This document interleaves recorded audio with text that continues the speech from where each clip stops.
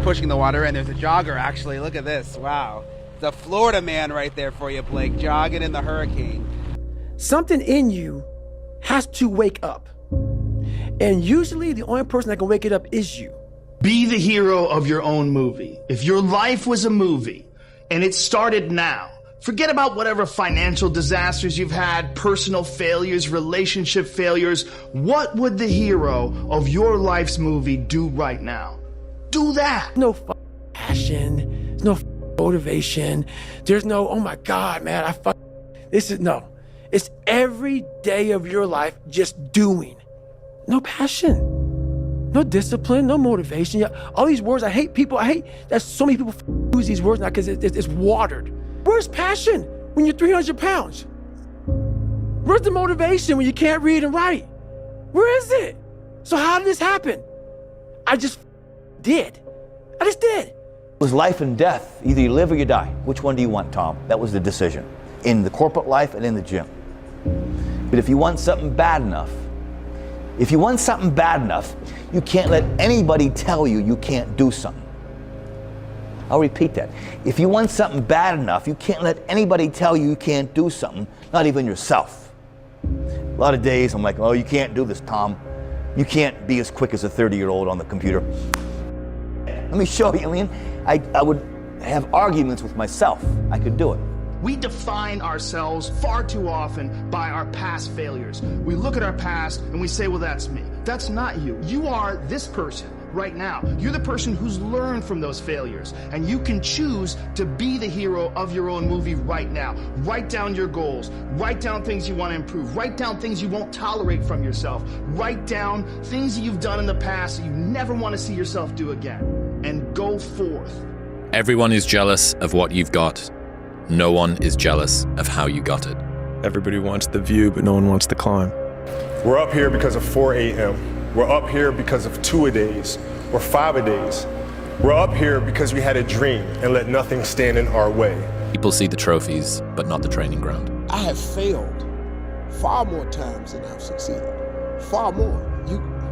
You will never succeed more than you fail. That's not how it works. You know why? Because failure is a wonderful teacher. It's the only way to learn. You have to fail. Failure is a part of the process to becoming successful. So when you fail, it's a part of the process. Shit, who you know that gets it right all the time? That's impossible. You have to fail. Matter of fact, when you fail, be glad about it. Every time you fail, you're one step closer. The only way you're ever going to get to the other side of this journey is you have got to suffer to grow. To grow, you must suffer. Some people will get it and some people won't. Louis, a moment of pain is worth a lifetime of glory.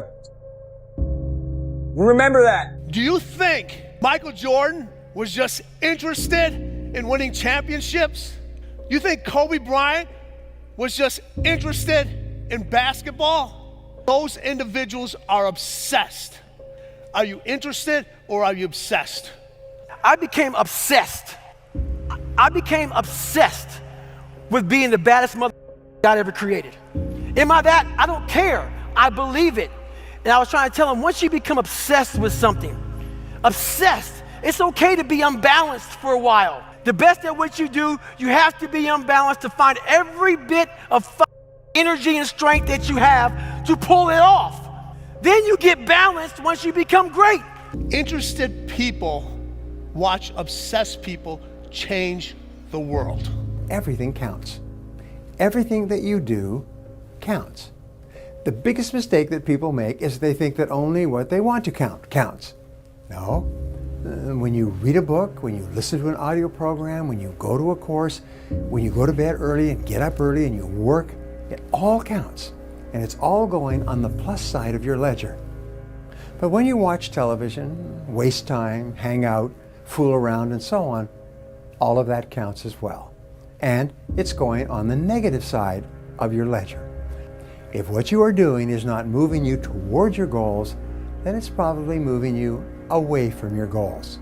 I've never really viewed myself as particularly talented. Where I excel is ridiculous sickening work ethic. You know, while the other guy's sleeping, I'm working. While the other guy's eating, I'm working. You're willing to shoulder more than your responsibility of life because you expect and demand something more of life.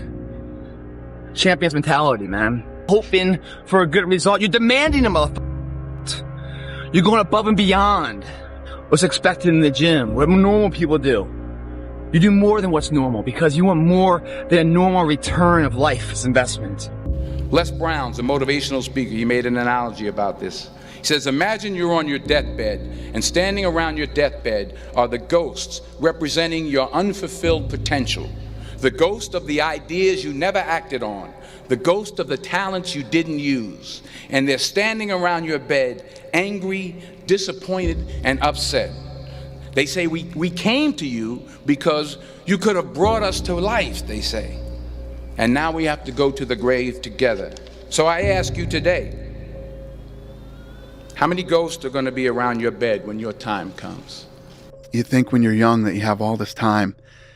You have no time. There's no time. Every day when you get out of bed, life's standing right there to kick you in the face, man. Life is going to throw all kinds of crazy shit at you, right? You have to be ready for it, and you got to with it. You can't curl up into a ball. You can't run away from it. You can't hide. You have to take all this shit head on.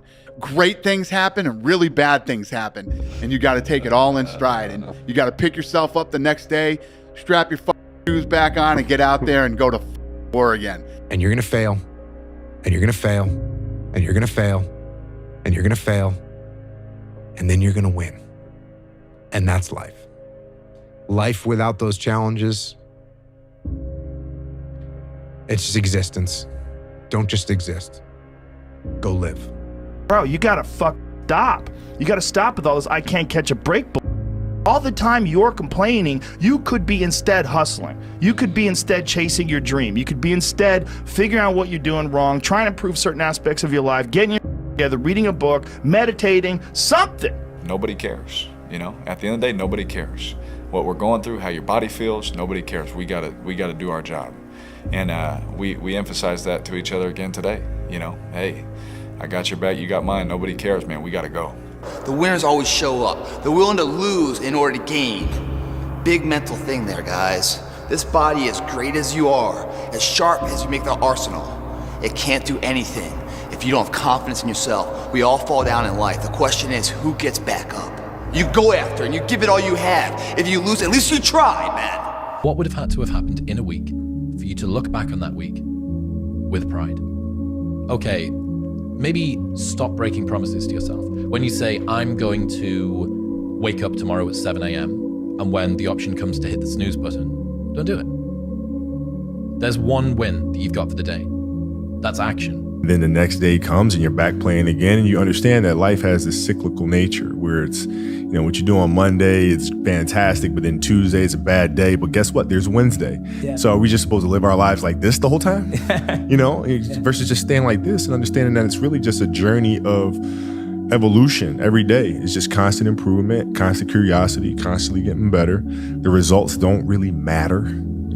It's the figuring out that matters. Yeah, and we all get obsessed about the results. Yeah. Like we get obsessed about like the output. Yeah. Not the input, of not figuring it out and not like changing things. What you said, trial and error, like the experimenting. Yeah. We forget to do that. I was not always this strong guy you see.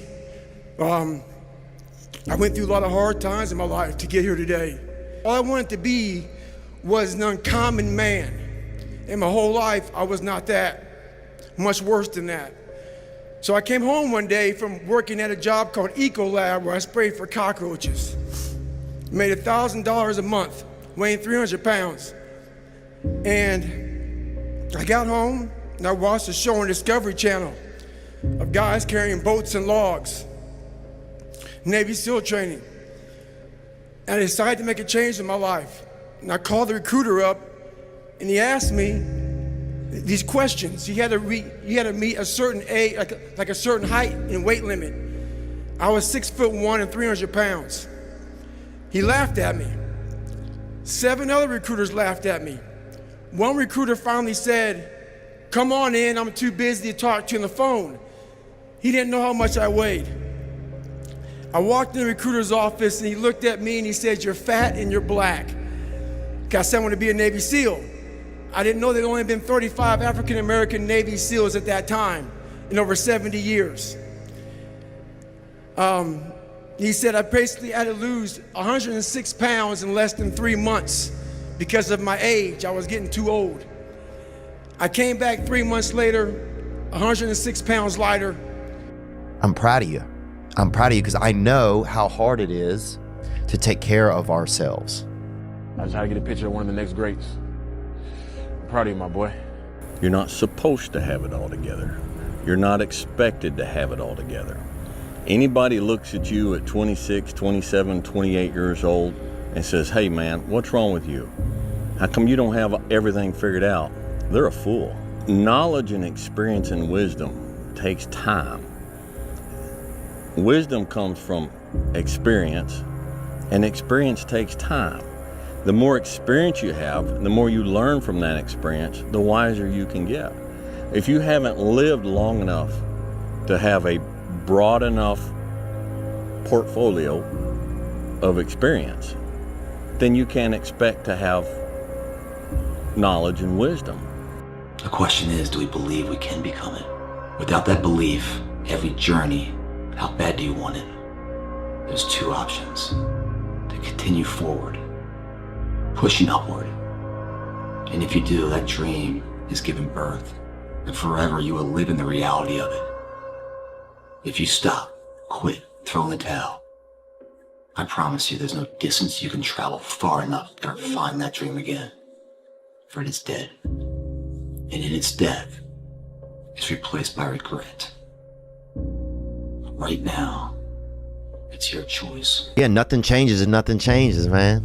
In order for something to change, there needs to be change. The unfulfilled potential is the story of most people's lives. It is. It is. And it could have been the story of mine. And I tell a lot of people go, "What's your biggest fear in life?" And my biggest fear, honestly, was, let's say this. Let's say, I don't care if you believe in God or not. I don't care. So let's just play a game with me. Let's say you're God. And we have a big long line of people. And I made it to heaven. I'm 75 years old. I'm 300 pounds. I made it to heaven. I worked for Ecolab my entire life, spraying for cockroaches. That's what I did. But I'm dead. I'm in heaven now. And you're judging us all now. So we're in line. We're all sitting there in line. You have Adam Brown. He has a big board up, and you're talking to Adam Brown about his life. And you rip it down, and I'm next in line, David Goggins. I see my name, and I see all this. God goes, "Hey," you say, "Read this, man." And I'm reading this list, and I'm seeing 182 pounds, Navy SEAL, Ranger School, motivational speaker, changing lives. Okay, man, pull-up record, all this shit. And I'm like, that's not me, man. And God looks at me and says, "That's who you were supposed to be." Well, life took me somewhere unexpected. I'm unprepared. It's about 6 degrees out here, and I'm underdressed. But guess what? No one gives a you gotta get the mother. Sometimes life can really hijack your fucking mind. When that happens to you, you're all fucking goals, your ambitions, everything is out the window. In life, we all go through different things. Sometimes your girlfriend or boyfriend breaks up with you. Guess what? Get the over it. They no longer want you. Maybe you failed a test in school. You worked your ass off. Guess what? You failed the test. Get over it. Move past it. Learn to not let life hijack your brain. At work, you've been working your ass off for that new promotion. You don't fuck someone else does. Maybe they kiss better ass than you do. Guess what? Get over it. Life will hijack your mind if you let it. Don't allow all these things to make you a lesser person. You must own your mind. Don't let life own yours. I failed. It's 10 times more of a man than someone said, "What if?" Because what if never went to the arena. When you guys find a fear, that fear will either create you or destroy you. I love fear, and the reason why, behind every fear is a person you want to be. Fear is self-imposed, meaning it doesn't exist. You create it, you can destroy it too. It's an intangible. If you face your fears, guys, you will realize it's not that big. And once you face it, you go, "Oh my God, man, I spent all this time running from it. It was so small. If I just faced it, my God, not only did I face it, I beat it back, energy's never lost, transferred. that negative energy, that fear is destroyed. It comes back in as confidence. You're like, what else am I capable of? What else am I holding my back from that I'm capable of more? What am I running from I don't need to? What else can I overcome? You face your fears, you become the person you want to be. You run from your fears, you're not living. You're alive, but you're not taking the freedom.